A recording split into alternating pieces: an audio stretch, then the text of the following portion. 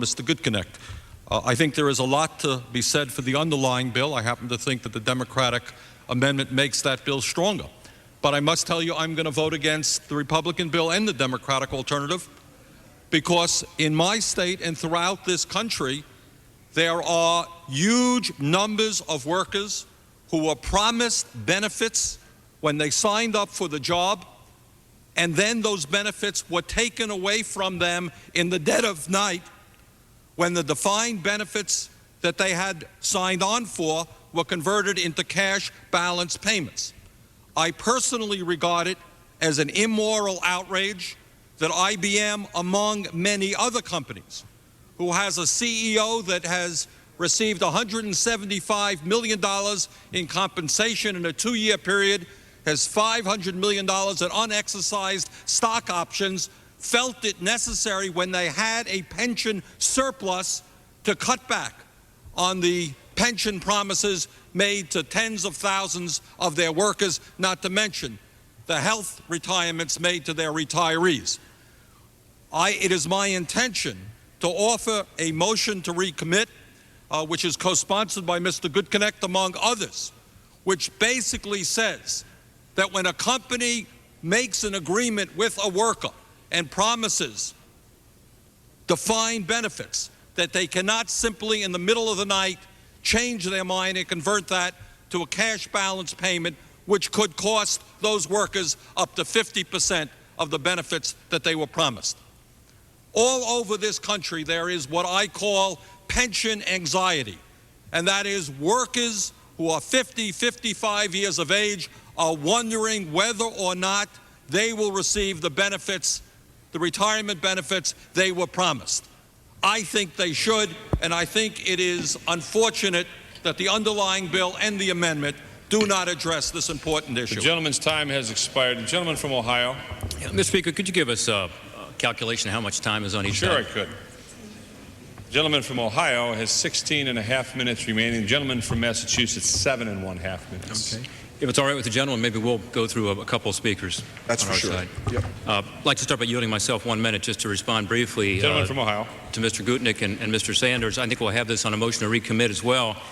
But the point ought to be made, and made very clearly, that the underlying legislation actually addresses this issue and actually moves the ball forward. It provides disclosure. It provides notification in the case of cash balance conversions. It also, as compared to last year, actually deals with the issue of early retirement. So it not only is an improvement from current law, it's an improvement from last year's bill, partly because of the comments that were made to me by Mr. Gutnick, Mr. Sanders, and others. So we do address the issue, and we do it in a responsible way. I think we're out of time. Gentleman's time has expired. I'd now like to yield 2 minutes to the gentleman from California, Mr. Royce. Gentleman from California is recognized for 2 minutes. Thank you, Mr. Speaker. I want to begin just by thanking Mr. Portman and Mr. Cardin for their effective effort to get this bill to the House floor. And let me just say that it was only a few generations ago that pensions were almost exclusive to a privileged few in this country. For too many, the golden years were marked by financial insecurity. Today, the majority of American workers and their families have the opportunity to spend their retirement years in relative comfort. Our private pension system has played a crucial role to accomplish this turnaround.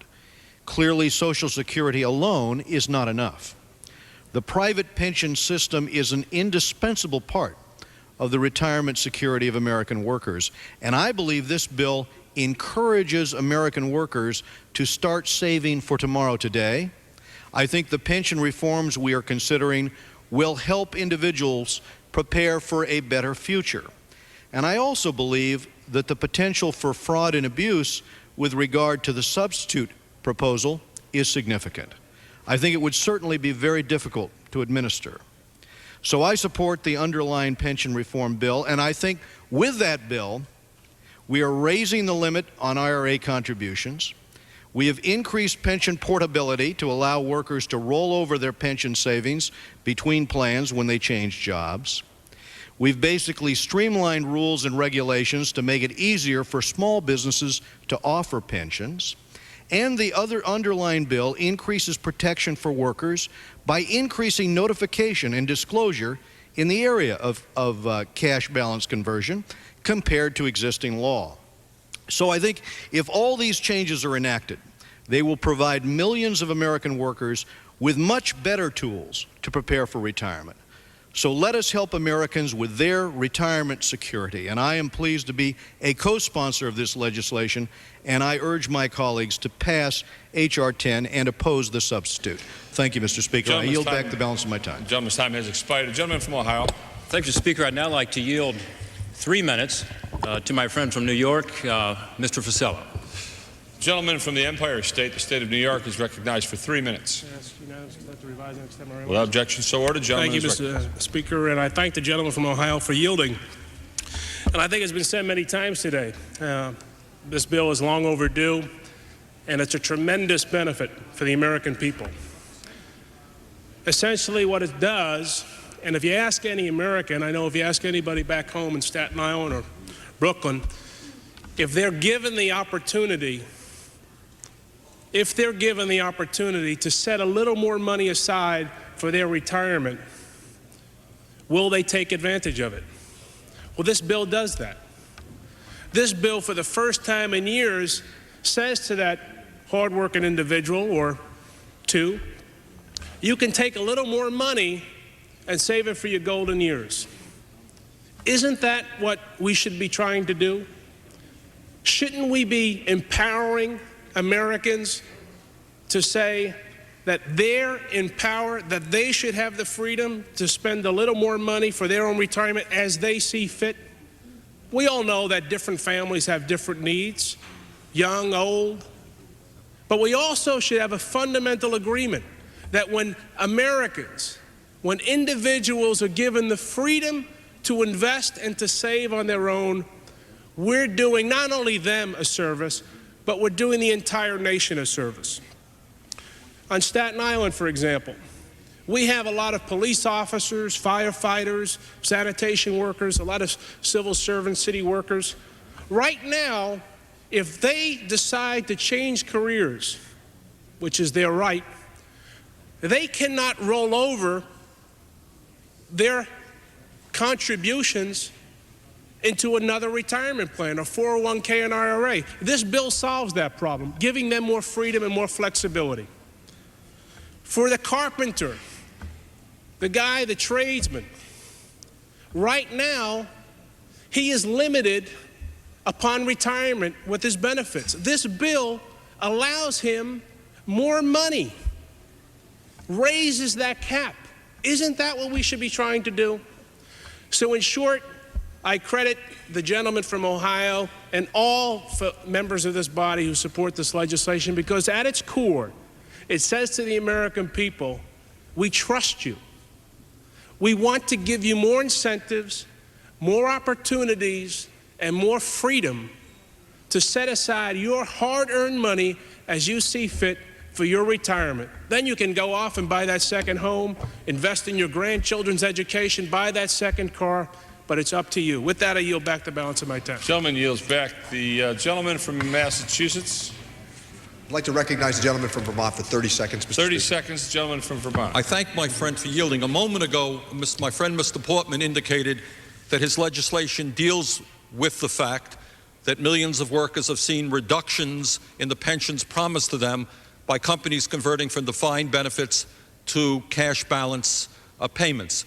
I wonder if Mr. Portman can be specific and tell those millions of workers who were double-crossed by large companies like IBM how his legislation is going to improve their situation. Gentleman's time from Vermont has expired. Gentleman from Ohio, wish to yield time. You want to yield time? We have more time. Gentleman from Massachusetts. Mr. Speaker, given the fact that the time allocation here seemed to favor the other side, would they like to exhaust another couple of speakers? The chair would inform both the gentlemen that the gentleman from Massachusetts has 7 minutes remaining, and the gentleman from Ohio 10½ minutes remaining. Gentleman from I'm Ohio. happy to yield myself 30 seconds to respond to the question from the gentleman, since he asked for a question on our time. What I said is accurate, which is this bill does address the issue of cash balance conversions. It does so in 3 very important ways. Number one, It addresses the issue of disclosure. It says the disclosure has to be in plain English, which is also in your motion to recommit, I understand. It also addresses the issue of notification. Make sure that not only do you have disclosure, but it's notification in advance of what current law requires. It also says that, as compared to last year's legislation, the changes to early retirement benefits would also have to be disclosed, which is not current legislation, not even in last year's law. So my only point is that in a responsible way, we're trying to address this issue, and we've done it in a bipartisan manner. Gentleman's 30 seconds has expired. Gentleman from Ohio wish to yield time. 2 minutes to Mr. Kirk from Illinois. Mr. Speaker, I'd now like to yield 2 minutes, if I could, to my friend from Illinois, a new member of the Congress who has spent a lot of time looking at these retirement issues, a younger member, Mr. Kirk from Illinois. Gentleman is recognized for 2 minutes. Thank you, Mr. Chairman. I rise in support of the majority bill here. H.R. 10 has a particular provision in it which I strongly support, and that is the catch-up provision for individuals age 50 and above. This is particularly important for working women. The provision allows women entering the workforce, presumably after raising children, to make an additional contribution of up to $5,000 to their IRA or their 401k plan. Within the next 15 years, more than 76 million baby boomers will retire. Studies have shown that older baby boomers have less than 40% of the savings they will need to maintain their standard of living in retirement. For women who have chosen to raise children at home and work intermittently, their situation is even more dire. The Department of Labor estimates that less than 1 in every 3 women are covered by a retirement pension plan. These plans are proven to pay out greater benefits than Social Security, yet they are not readily available to most women and employees of small businesses. H.R. 10 will allow women to approach retirement age by saving extra money that they need and to catch up on their retirement savings because of lost time off from work. H.R. 10 truly enhances the retirement pension fairness for women, an important fact that is often overlooked in the discussions about this legislation. H.R. 10 will improve the quality of life for millions of Americans during their retirement. I urge my colleagues to support these important modernizations and oppose the substitute. Yield back the balance of my time. Gentleman yields back. The gentleman from Massachusetts. Mr. Speaker, I'd like at this time to recognize a gentleman from California, a valued member of the Ways and Means Committee, Mr. Becerra, for 3 minutes. Gentleman is recognized for 3 minutes. He's gone. He's gone. I thank the gentleman for yielding time. And let me begin by complimenting the principal authors of this legislation. I know that Mr. Portman and Mr. Cardin have been working for many years to get us to this point, and I want to applaud their efforts to try to improve the retirement system that we have, which would allow pensions to be a more fruitful vehicle for people in this country who work to have a chance to really live out their retirement in comfort. I believe that we've reached a new age, though. This is an age where chances are a teenager has secured a credit card before he or she has secured a driver's license. And with that being said, it seems to me that we have to do everything we can to make it possible for all Americans to save, and not just to save, but to save for their retirement. It is time for us to make it possible for all workers in this country to engage in pension investments. And unfortunately, we're not there yet. And while H.R. 10, I believe, does a tremendous job of improving those opportunities for workers who currently have access to pensions, I believe we have to go that extra mile now and talk about a lot of America's workers, principally low and moderate income working Americans, who haven't yet had the opportunity to invest in pensions. It's time for us to do that, because if we don't, we'll pay the price once they retire.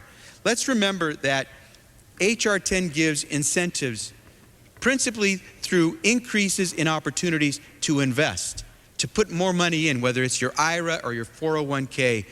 But if you don't have the money left over at the end of the year to invest, you can't take advantage of those vehicles. It's time for us to give the incentives for lower income workers to do exactly that, to say, I'm going to save, I'm going to pinch a little bit more, because if I do, I'm going to get a tax credit for having done so. For that small businessman or woman who would love to be able to offer his or her workers those pension opportunities, if we give them a credit, the incentive, it's going to cost you a little bit of money, but we're going to give you some of that back because we're going to give you a tax credit for having participated. What we in essence have done is said to all Americans, all workers in this country, we want you to also participate in these savings. H.R. 10 does a tremendous job of making retirement savings even more important to the average American who wants to prepare for retirement.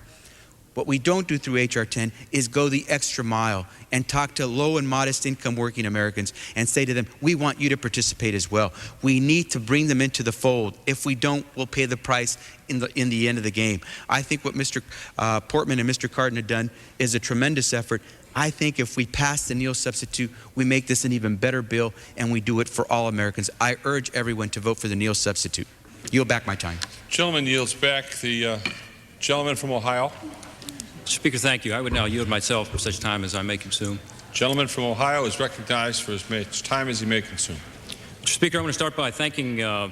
Becerra for his comments about the underlying bill and the way in which he and other members of our committee on the other side of the aisle have worked with us on this legislation. As I said at the outset, this has been a 4 or 5 year process, bipartisan from the start. We have refined it through that process. We believe that this legislation, the underlying bill, addresses the problem that confronts us, which is, again, that half the American workforce does not have that critical third leg of the retirement savings stool, which is employer-sponsored plans. We also help with regard to personal savings, the critical second leg of that stool, by expanding IRAs. Finally, as someone has said earlier today, the President today has indicated his strong interest in moving forward on that third important leg, Social Security. All three are important. What we can do today is make tremendous progress, focusing on where the most potential for gain is, and that is among our small business employers. I've talked a little about the substitute today and some of the concerns I have with it. First is the cost. It almost doubles the size of the legislation before us. We're trying to keep this a fiscally conservative bill so that it can be part of any final tax relief package that goes to the President's desk. Second, on the merits, the refundable tax credit has a number of problems in terms of its implementation, administratability. And this is something that has happened over the years with the earned income tax credit. We know from the Treasury Department in the Clinton years that the mispayment rate's about 25%. We don't believe getting into that kind of a program is necessary, and we think it has a lot of hazards to it, particularly in the area of trying to administer it. With the small business tax credits, I also have some concerns about the way in which it's drafted. It doesn't cover some of the plans that most small businesses use. And finally, it adds some new restrictions to small businesses that we don't think are appropriate, in fact, go the wrong way in terms of loosening up the requirements and letting small business offer more of these plans to their workers. Finally, I will say that the legislation, the underlying legislation, targets precisely those people that Mr. Neal, in a good faith effort, is attempting to target in this substitute. Let me be more specific. Again, in the area of small business, we only have 19% of companies with 25 or fewer employees offering any kind of pension at all today. Those are the very people who we're targeting by, yes, lessening the restrictions, the costs, the burdens, the liability in these plans, by directly giving the people who make the decisions in these plans more incentives to offer the plans by increased contributions. This is the whole focus of the legislation. Let me give you some very interesting statistics.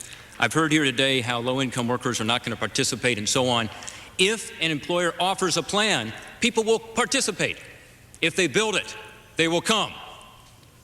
Among people who make $20,000 to $39,000 a year, 85% participate when an employer offers a plan. Even a simple plan, a SEP plan, the most simple of plans. A 401k, it's even more than that. Among people who make less than $20,000 a year, 68%, Mr. Speaker, over 2/3 of those people participate when an employer offers a plan. These statistics to me, and these are from the Congressional Research Service, by the way, this is not from even the Ways and Means Committee, much less the Republican side. This is unbiased information that shows that the great potential here is to get these small business employers in plans, and that's what we do. We do it through a number of different ways that I've talked about, but we also help with regard to vesting, taking it from 5 years to 3 years, because these very workers tend to move jobs more quickly, more often. We do it by dramatically improving the idea that someone ought to offer a defined benefit plan. This is where the employee makes no contribution. So the low-income employees who are in companies that are now going to offer defined benefit plans, thanks to this legislation, are going to benefit directly. We do it by a very interesting change in the law that says there should no longer be an arbitrary limit that 25% of your compensation is all you can put into a pension. You know who that hurts? That hurts the low and moderate income worker. Well-meaning restriction put in place by this Congress. It doesn't make any sense because it actually erodes the ability of the low-income worker and the moderate-income worker to put what they want to put aside for their retirement. We eliminate the 25% of comp rule altogether. We also have increased portability, as I said earlier, which will extremely focus on the folks who are moving around a lot, folks who now cash out their plan. Because when they move from job to job, say from a school teacher to a job in the private sector, they're ending up with two plans. Most of those people actually cash out.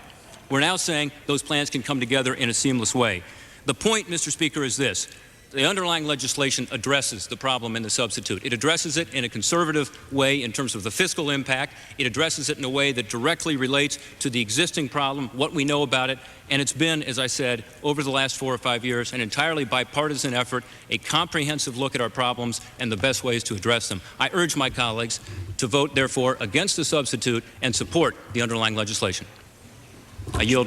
I reserve the balance of my time. Gentleman reserves the balance of his time. Gentleman from Massachusetts. Mr. Speaker, I believe that the other side has but one speaker left, and with that, I would be the last speaker on our side. Is that your understanding? My understanding from Mr. Portman, you have one speaker remaining? That's correct. We have one speaker who is going to close. That's correct. So at this time, I would close on our side, Mr. Speaker. Gentleman is correct. I want to thank Mr. Portman for the quality of the debate that has taken place here today, and also to thank Mr. Rangel and Mr. Thomas because the debate in committee I thought was good as well. I also appreciate the fact that Mr. Portman said just a few moments ago that he had honest information that came from the Congressional Research Bureau, that the information did not come from the Republican side or it did not come from the Ways and Means Committee. So we do appreciate that statement that you were able to offer for us, Mr. Portman, as well. This has been a good debate, and it's been legitimate. There's a sincere difference of opinion here on how to proceed. I've acknowledged time and again that I believe that the underlying support for this bill is indicative of the fact that it does address many of the problems that we have spoken to in committee during the last few years. But the key question that we face today, Mr. Speaker, is essentially this. How do we get low and moderate income workers to be full participants in the private retirement system of this country? We must help those who are not covered by a pension plan or who are covered by a pension plan but do not participate, or those who simply cannot put enough money away in their retirement plan, although they're trying very hard to make modest contributions. I submit that H.R. 10 as currently constructed really doesn't address those issues, although it does solve a number of other problems in our pension system.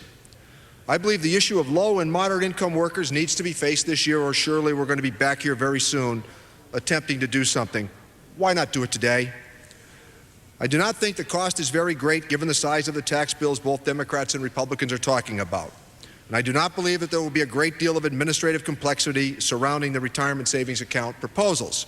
Workers know how much they put into their pension plans, and there is a paper trail that everybody can easily check, just like every other line on our income tax forms.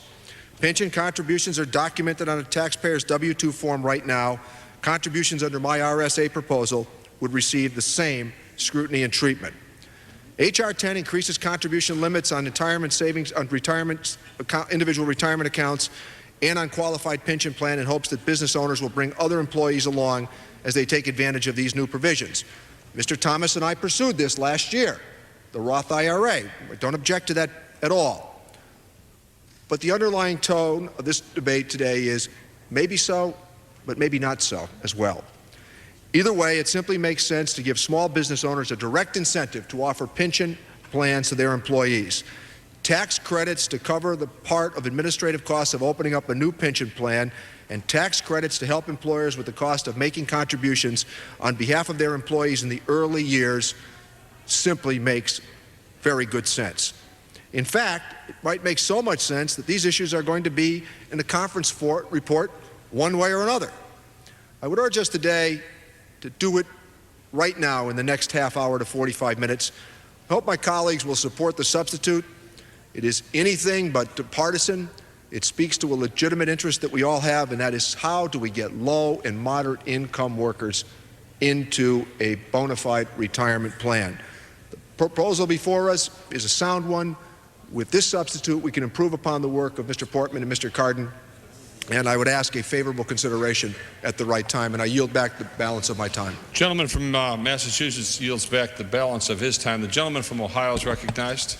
Speaker, first I'd like to commend the gentleman from Massachusetts for a good debate here on the floor, and then I would like to yield the remainder of our time to the distinguished majority leader. There is no member of Congress, in leadership or otherwise, Mr. Speaker, who's more committed to passage of this legislation and has been more helpful to it than Mr. Dick Armey. Mr. Armey. Gentleman from Texas, the majority leader, is recognized for the time remaining, 3 minutes. Thank you. Thank the gentleman from Ohio for yielding. Thank the gentleman from Massachusetts. I would have had planned to be here to speak in the general debate on the underlying bill, but was called to the White House to discuss the overall budget circumstance, the overall tax bill. So if I may just take a moment to apologize to the gentleman from Massachusetts for speaking about the underlying bill during time on your substitute. At the White House, of course, we are very excited, enthusiastic about the possibility of completing the budget, which we may expect to see on the floor tomorrow, and then subsequently to move forward and talk about the reduction in taxes that we have available for the American people. Within that, some $1.3 trillion over the next 10 years. But as I approached that discussion and I looked at all the things that we are trying to accomplish in tax reduction, and the fact of the matter is we have so much to do and so little room within $1.3 trillion to accomplish it all. Certainly we want to set some things right, end the marriage penalty and the death taxes, reduce rates across the board on all taxpayers who are overtaxed. I was acutely aware that one of my personal objectives, my second highest priority for what I would expect to be in that package, is this exact bill. And I wanted to thank the gentleman from Ohio, Mr. Cardin, for bringing this bill forward as you have remained faithful to it. Why do I feel so strongly about this? Because like the other things we try to do, it speaks to the heart and the objectives and the hopes and the dreams of the American family. You know, the American working man and woman get a bum rap every now and then from the pundits and the commentators. All too often I hear that America is a nation of people that are poor savers. That's not fair. That's not right. We are a nation of people that understand our hopes and dreams for a lifetime. And we understand that in our younger working years, a very big part of what we may do then and now is to care for what we will be able to have as resources in our older years. And therefore, saving is important to us. But we struggle. We struggle in all those younger years when we have our young children to raise and all the expenses and all the things we'd like to accomplish in the building of a home, sometimes the building of a business, for some opportunity to save, and against the fact that all too often we're asked to save after-tax dollars. And what this bill is doing, to some extent, is saying, let's get the government out of the way. Remove the government from between you and your dream by giving you an enhanced opportunity to save tax-exempt dollars in the current time period and catch up with that later, but now to get that money forward. So the first reason I like this bill is it enhances our opportunity by saving. First, by expanding the opportunity to take tax-exempt dollars to our savings accounts. It also enhances our opportunity by removing government red tape and giving more institutions, more small businesses in particular, more opportunity to offer savings as an option at the world of work for these men and women. And yes, it increases the dollars. It expands the opportunity by dealing in those spouses in America, most of whom are women, who choose to make their living for their family at home, where they specialize in what I like to call the things you do for love, and their pay is not there in the form of a paycheck, who are today, under today's laws, foreclosed from equal access to savings opportunity with women who choose to work outside the home. It should be only fair that we give everybody an equal opportunity to this chance to save for their retirement years, irrespective of how they make their living for their family, outside the house, doing, of course, important things, or back home, and doing at least what we would have to recognize as the more heartwarming things, if not indeed the more important things. And then the final thing that I like about this, especially in today's world of work, where we have so much mobility, is the opportunity for you to feel free to move from this job to a better job, from this employer to a better employer, to a new opportunity, and take your pension with you. This portability feature is important. So this is a good bill. There are a couple of problems I have with the substitute. I'll just mention them. One, soon as you move from a tax exemption to a tax credit, you deal the government back in. What we're trying to do is to get the government of the United States out from between the American citizen and their savings hopes. As soon as the government is back in, the government will reintroduce its red tape, and we'll be back to where we were with a complicated system of government regulations. And the other is the cost. I am committed, with my highest sense of priority, to not only passing this bill today, but to seeing this bill included in the reconciliation package that will result in real tax enacted in law signed by the President in the next few weeks. It's going to be tough enough for me to say to everybody with all their other priorities, move over and let Portman Cardin have their place in here. It's just, unfortunately, not something we could do if it was carrying that larger price tag. So let's recognize we have a good effort here, an effort that is doable, and when it is doable, for you to accomplish the right thing to do for the good and true working men and women of this country, to help them on their own terms, with their own resources, fulfill their own dreams, we ought to do it. So I would ask my colleagues, please, vote against the substitute, vote for the bill, and let's get about the business of making more savings opportunities more richly available for more working men and women in this country. And I yield my time. Gentleman's time has expired. Pursuant to House Resolution 127, the previous question is ordered on the bill as amended and on the amendment by the gentleman from Massachusetts, Mr. Neal. The question is on the amendment by the gentleman from Massachusetts, Mr. Neal. All those in favor say aye. Those opposed, no. The noes have it. Amendment is Mr. Speaker, not agreed to. Gentleman from Massachusetts. I object to the vote on the ground that a quorum is not present and make a point of order that a quorum is not Gentleman present. from Massachusetts objects to the vote on the ground that a quorum is not present and makes the point of order that a quorum is not present.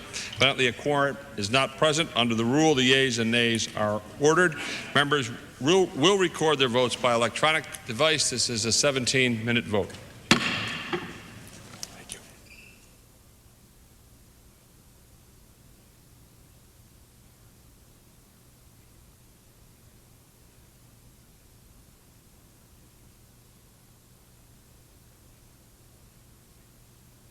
So after over 3 hours of debate, the House is now voting on this Democratic substitute for H.R. 10, the Retirement Savings Bill. It's a chance for us to hear your thoughts on the bill, the substitute, and just in general how you save for retirement. Got the numbers on the bottom of the screen. If you're a Democrat, call 202-737-0001. For Republicans, 202-737-0002. And for all others, you can reach us on 202-628-0205. This substitute would keep the original bill but add some tax credits aimed at getting low to moderate income workers to save for their retirement. Let's hear first in this segment from Midland, Texas. Hi. Hello, how are you? Good. I'd like to first thank C-SPAN, and I would also like to say that as an educator or one who will soon be entering the education profession, this is an extremely important issue, and I hope that all Americans, particularly working Americans, would take an interest in making sure that their representatives represent their points of view, and that is that we need to take the decisions out of the small businesses and even the larger corporations, and in fact give working Americans the opportunity that they need to invest in their savings. And the only way to do that is to adopt the Democratic substitute, because if we fail to do so, you will be absolutely omitting every chance that working Americans have to invest into their own savings. Texas, thank you. Let's check the Republicans line now. Philadelphia, hi. Yes. Go ahead. Yeah, definitely in favor of the Republican retirement savings. Do you want to know why? Yeah. I just feel like there's two fundamental differences between the two parties. The one actually frees up the American to make decisions for himself and his own family. The other side being the substitute side, like the Texas Majority Leader was saying, as government control to individual rights, individual decisions for himself and his family, and that's kind of like jarring up the works, so to speak. And all the issues seems to be based on these two premises, and that's why I'm for the Republican, because it's a constitutional freedom. All right, Philly. We'll hear more of your calls in just a moment. First, we'd like to talk live with the House member who's opposing the Democratic substitute and the underlying bill. Congressman Bernie Sanders of Vermont, tell us what you plan to do in the next vote. Well, I'm going to be offering a motion to recommit. I voted no on the I'm going to vote no on the underlying bill. I voted no on the Democratic amendment because I think both of these approaches ignore one of the most important pension issues that millions of workers are facing. And that is that what we have seen in the last several years in IBM and in other major corporations is that workers who were promised defined pension benefits for when they were retiring suddenly woke up one day and the company said, oh, we changed our mind and we're converting the defined pension that we promised to you to a cash balance payment, and oh, we're pretty sorry that you're going to lose 30, 40, 50% of what we promised you, but that's the way life goes. Meanwhile, many of these companies like IBM have huge surpluses in their pension funds, are paying their CEOs outrageously high salaries. The head of IBM, Mr. Gerstner, has made $175 million in the last 2 years. There's $500 million in unexercised stock options, but apparently they don't have enough money to make sure that their workers get the pensions they were promised. So what our amendment will say is that companies have got to give workers a choice, that if they want to change the plan, okay, but you've got to give workers a choice as to whether or not they want to stay with the original plan that was offered to them or they want to go the cash balance route. My guess is that most of the old workers will stay with the original plan. How much support do you have for your motion to recommit? Well, all of corporate America is against it. And when corporate America speaks, unfortunately, Congress listens. This place is largely controlled by big money interests. So we'll see what we'll get. I think we'll get, I'm happy that Gil Goodconnect, who's a Republican, feels quite similar to me, and he's a co-sponsor of our motion to recommit. Dennis Kucinich and Maurice Hinchey, Democrats, feel the same way. So I think we'll get a number of votes, mostly from the Democrats. I don't know that we'll have too much Republican support. But I think there are millions of workers whose pensions have been ripped away from them who are supportive. How did you become familiar with this particular example that you've been using on the floor? I became very familiar with this issue when my telephone started ringing off the hook. In my state of Vermont, IBM is the largest private employer. So workers called my office up and said, hey, IBM made a promise to us. We calculated what our pension would be. I'm 50 years of age now, I'm 40 years of age now, and you know what? We've calculated we're going to lose 30, 40, 50% of what my wife and I were depending on. So we got those calls. We held a meeting in Vermont. We had 700 workers coming out to that meeting. And as a result of that, of what the IBMers in Vermont did and what IBMers all over this country did, IBM made some changes in what they had originally proposed. So they exempted from their change some of the older workers and people who have been there for a longer period of time. But many younger workers are still going to see a reduction in their benefits, and IBM did not impact that. So I got directly involved through IBM workers in my state. I'll close by asking, if your motion to recommit fails, what recourse will you have? Like many other issues, the recourse is with workers themselves. And all over this country, working people are going to have to put pressure on Congress. It's hard. I mean, corporations contribute a lot in campaign contributions, millions of dollars to the Republican Party, Democratic Party, and so forth. But workers themselves are going to have to stand up and say it is wrong for companies to renege on the promises that they made to us. And Congress is going to have to act. Congressman Bernie Sanders, thanks very much. Thank you very much. And we'll see the congressman's motion to recommit after the conclusion of this vote here in the House. Back to your thoughts on this issue. Bloomingdale, New Jersey, thanks for holding. Yes, hi. Good afternoon. How are you? Good. You're on the other's line. Okay. Yes, I am. The reason I'm calling is I'm retired, and I was lucky enough to have a good job, and I got a good pension, and I've got my Social Security, and I have investments. But what they don't tell you is that after you get all that and you retire, they tax you to death on federal income taxes. I'm paying 85% on my Social Security, which is I pay federal income tax on $11,000 of my Social Security alone. My investments, they give you no break on. I'm in the 30% bracket. So they tell you save, save, save, but they don't tell you that they're going to tax after you retire. Should there be a different rate or no rate at all? All they do right now, I'm 66. Usually when you're my age, you have no more mortgage, you have nothing to really itemize. So they give you the standard deduction of $4,400, and they give you a big deal of an extra $1,100 if you're 65 or over.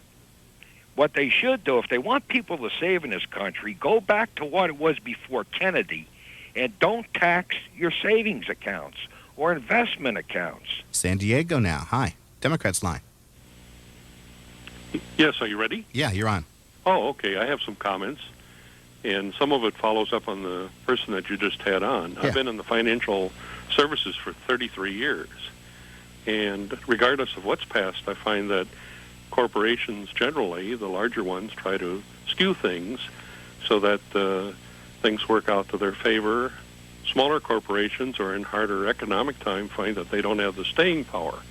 But the real dilemma is that people aren't being told, I did, but people aren't being told that they're deferring to a higher and higher tax bracket when they get into such plans. They might have been better off paying their taxes as they went along, and they would have more money than actually if they deferred.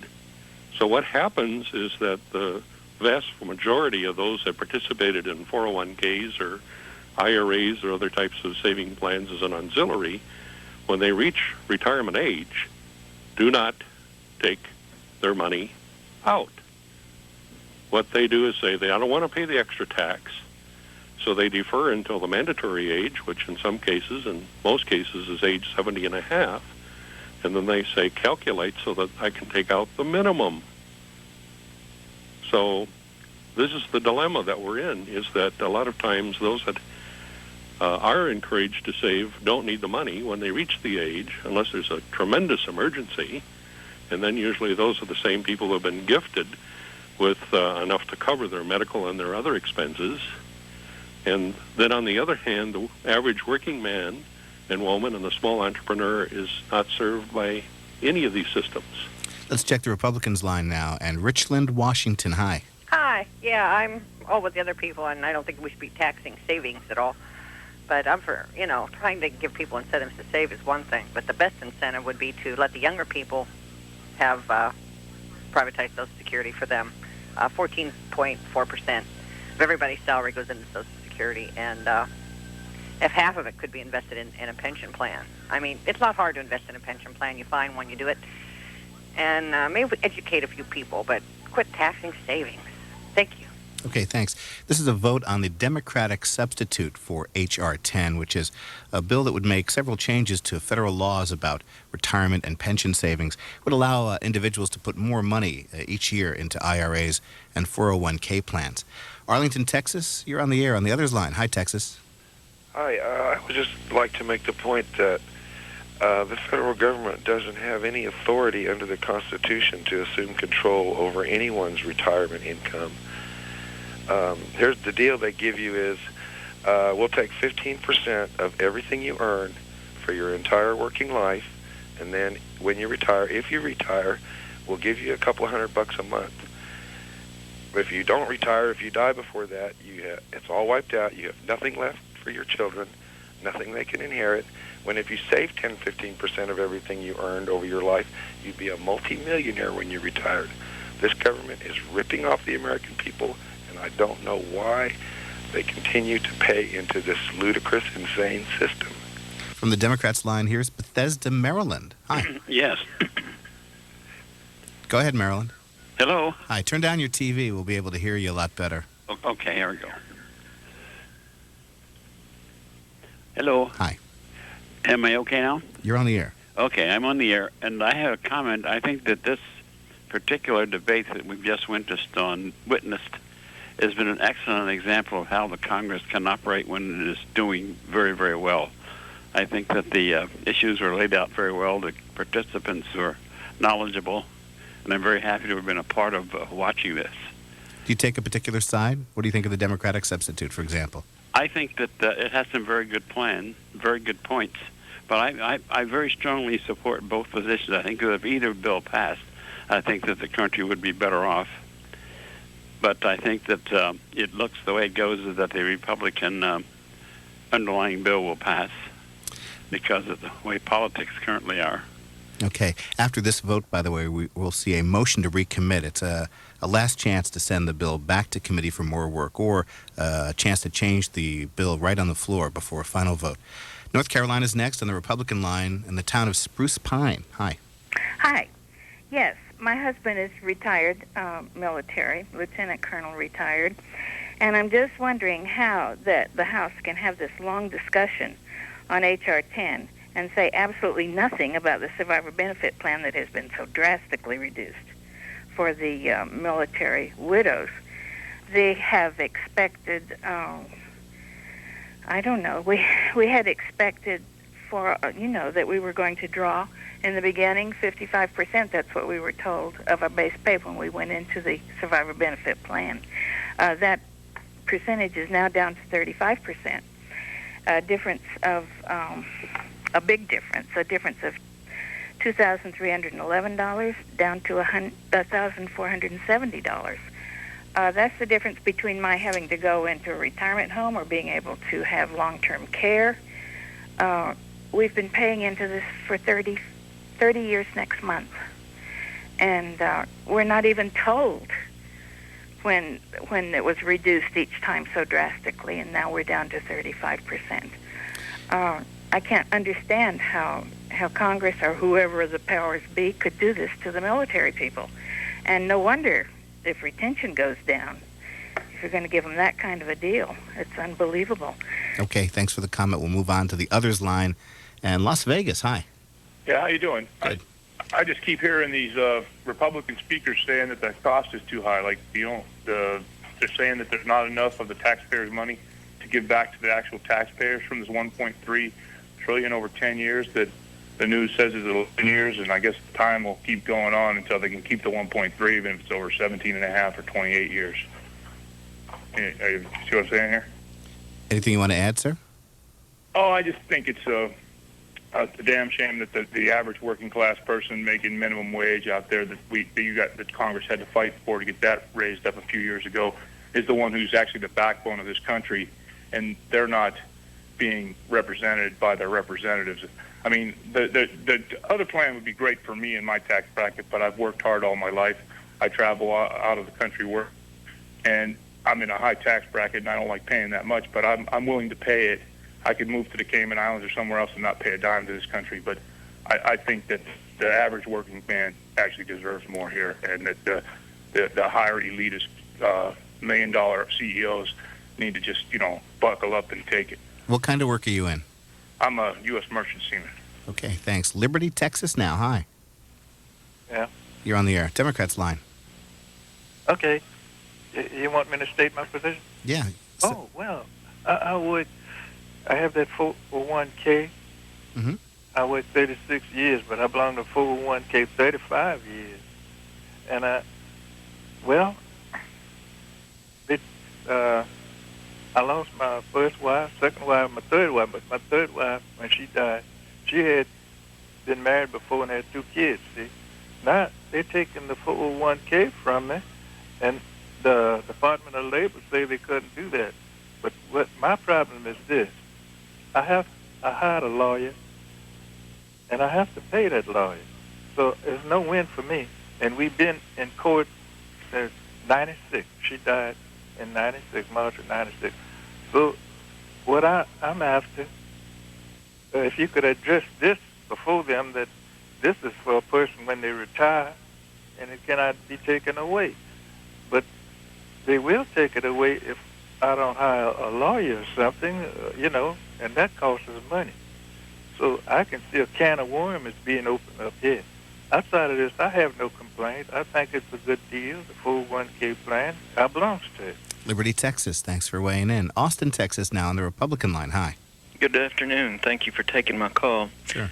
I wanted to say probably my comment is negative toward both sides, being self-employed and being forced to contribute to a compulsive tax such as the Social Security tax at the rate of last year $9,969. There's not a plug nickel left to contribute to a $10 IRA, much less a $10,000 or a $5,000 IRA that's voluntary. So these guys, Republicans and Democrats, are yanking on our tails to make themselves feel good and look good. So until we get the horse flipped around and the compulsive tax turned into a voluntary tax and the voluntary contributions more of a mandatory type thing, we're, poor working folks like me are stuck in the ditch. Do you have any retirement savings or any program for yourself that way? I have an IRA that I started before we have 3 children, but we've 3 children now and all the other things that go along with that.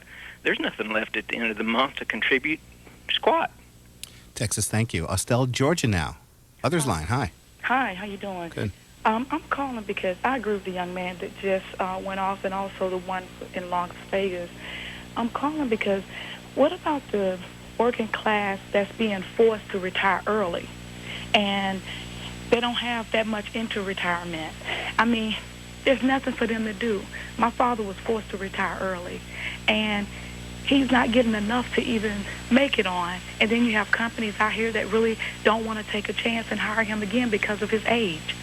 And I feel like the working class that's really working, that's not making that very much money, they're the ones that's suffering. Why should they be taxed? Knox, Indiana now. Democrat, hi. Yeah, I'm calling to comment on this new amendment that they got going on.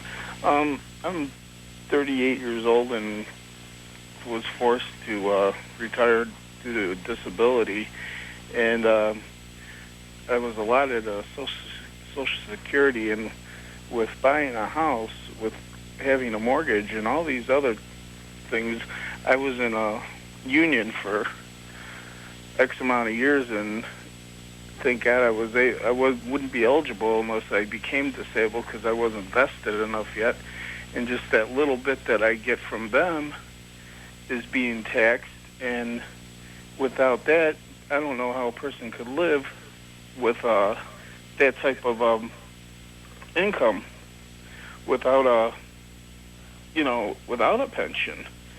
But to have it being taxed also is just crazy. I mean, I take 10 pills a day, and I think they should be working on something for a prescription program for people.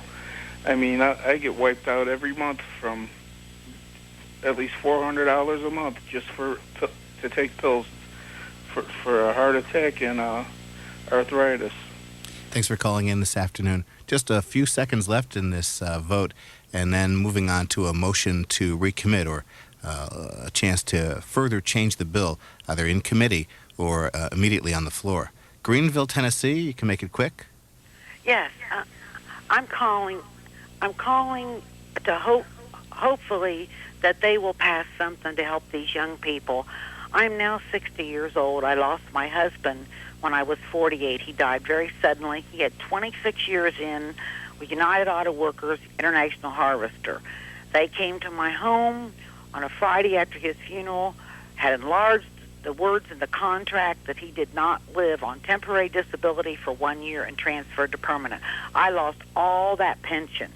Then they never told me that if I remarried again, I lost his Social Security. Now I remarried. I became disabled 2 years ago. I'm legally blind, and now I cannot draw his Social Security unless my husband now dies or he becomes, or we get a divorce. And these young people, this Social Security, I've lost all that my husband paid into, and he paid the max. So, I lost 26 years of pension with International. So these are the problems that the American people are facing. And we raised 2 children and put them through college. So where was the money to come from at that time when we were raising those kids? Tennessee, thanks for the call. Is not agreed to. The question is on engrossment and third reading of the bill. All those in favor say aye. Those opposed, no. The ayes have it. third reading. A bill to provide for pension reform and for other purposes. The question is on passage of the bill. For what purpose does the gentleman from Vermont rise? Okay, I rise to offer a motion to recommit with instructions. Is the gentleman opposed to the bill? I am opposed to this bill in its present form. The gentleman qualifies. The clerk will report the motion. Mr. Order, please. The gentleman is correct.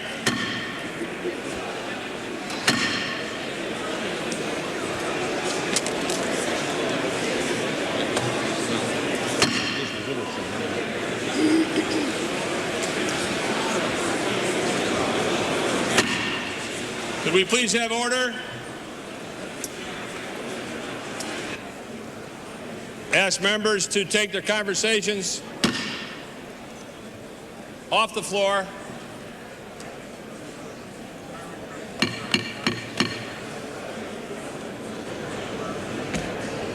The chair would ask members on both sides of the aisle to please take their conversations off the floor.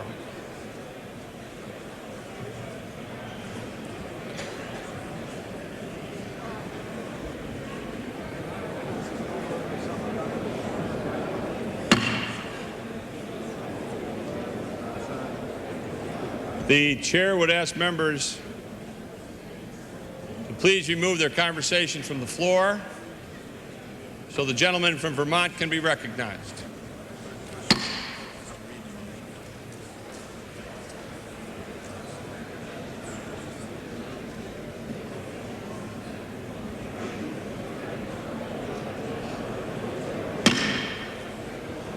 The chair would ask cooperation from the members of the House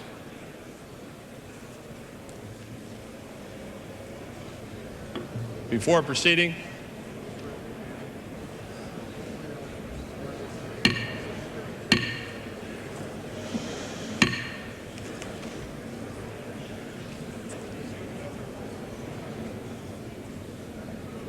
The clerk will report the motion. Mr. Sanders of Vermont moves to recommit the bill H.R. 10 to the Committee on Education and the Workforce and the Committee on Ways and Means, with instructions to report the same back to the House forthwith with the following amendment. Strike Section 504 and insert the following new section. Section 504. Mr. Speaker, I ask unanimous consent the motion to recommit be considered as read. So ordered. Pursuant to the rule, the gentleman from Vermont is recognized for 5 minutes in support of his motion. The chair would ask the gentleman to suspend until we have order.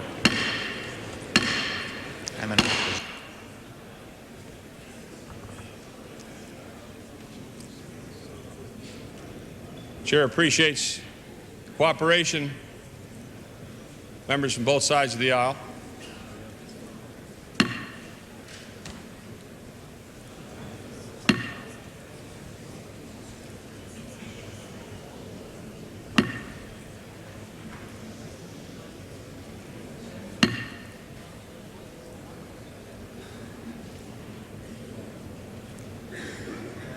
Gentleman from Vermont is recognized for 5 minutes. I thank the Speaker. This issue affects the lives and well-being of millions of American workers, and I hope the members would pay attention to this debate. This motion to recommit is co-sponsored by Representative Hinchy, Representative Kucinich, and Representative Goodconnect. So it has a tripartisan element, and I would yield myself 2.5 minutes. Mr. Speaker, in the last several years, major corporation after major corporation has cut back the pension benefits that they promised their workers. IBM, for example, which has a huge pension surplus, which pays its CEO $175 million over a 2-year period, said to its workers last year, yes, we made a promise to you, but we're going to renege on that promise and in some cases cut back the benefits that you expected by 30 or 40 or 50%. That is wrong, and we have got to deal with it. Unfortunately, the underlying legislation here... The gentleman will suspend. The gentleman is correct. The House is not in order. and will not proceed until there is order.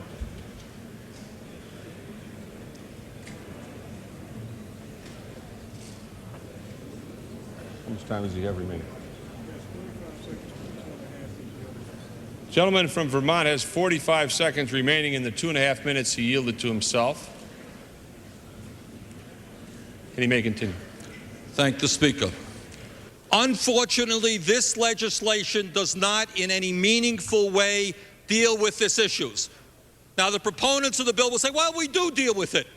We do deal with it. But what they're really talking about is we deal with it through disclosure.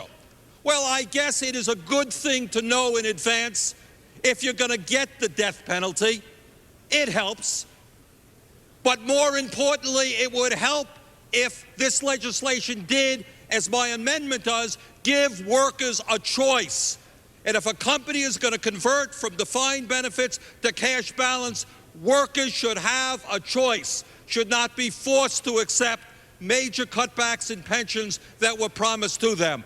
If you are concerned about what happened at IBM, what happened at other major corporations in America, let's stand up for those workers and say, we support your right to have a choice, support the motion to recommit. I would reserve the balance of my time. Gentlemen. All right, now what I would like to do is offer 1 minute to the gentleman from Minnesota, Mr. Goodconnect. The gentleman from Minnesota is recognized for 1 minute. Before he continues, we'd ask for order. Please.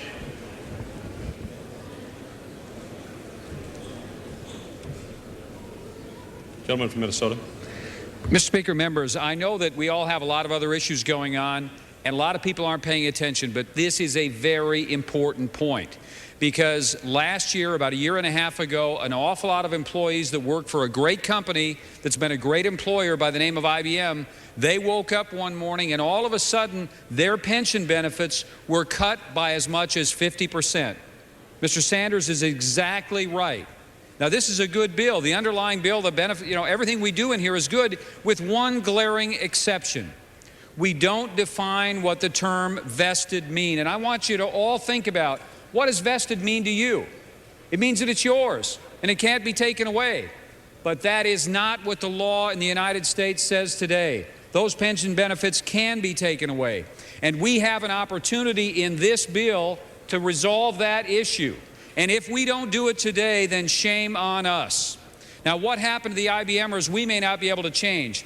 But remember this, folks, if it could happen to good people working at IBM a year ago, it can happen to an awful lot of people working in your districts tomorrow. The time is now to make this change. Give those people that choice. Let's vote for the motion to recommit. The gentleman's time has expired. The gentleman from Vermont has 1.5 minutes remaining. I yield to the gentleman from New York State who has been active on this issue, Mr. Hinchy, for 1 minute. Mr. Hinchy is recognized for 1 minute. Before he continues, we would ask for order. Thank you very much, Mr. Speaker, and my friends and colleagues. This is a very important issue. It's important because it affects our constituents, it affects their retirement and their security and that of their families. Across this country, some companies have changed their pension program from a defined benefit plan to a cash balance plan, thereby robbing their pension systems of enormous amounts of money and reducing the pensions. The House is correct. The gentleman is correct. The House is not in order.